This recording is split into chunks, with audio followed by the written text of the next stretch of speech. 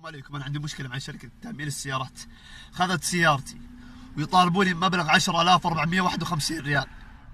8 شهور عندهم السياره، احترقت سيارتي وانا طالع الدوام. في ناس وقفوني قالت وش عندكم؟ قالوا السياره تحترق وان السياره فيها خلل مصنعي.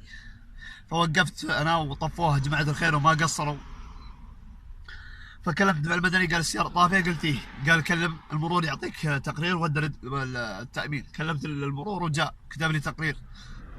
وديت المرور وديته للتامين، فاخذوا السياره وخذوا الاوراق. قعدت 8 شهور رايح جاي. انفصلت من دوامي وعن راتبي 4000 ريال، وفي النهايه شريت لي فورد مخبط ورب الكعبه انه ب 2000 ريال عشان اروح الدوام. تفاجأتني قرار الفصلي جاء. انا ابغاها توصل عدد اكبر مشاهده، ابغى اخذ حقي. تكفون يا جماعه الخير، ابغى اخذ حقي. فلوسي راحت وسيارتي راحت مع اني مأمن 5 سنوات.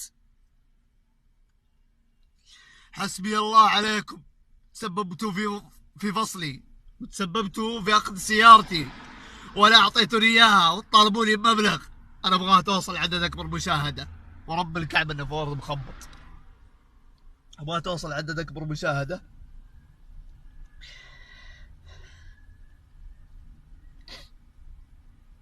تكفون وصلوها للي ابغاها توصل عدد اكبر مشاهده، ابغاها توصل للمسؤولين.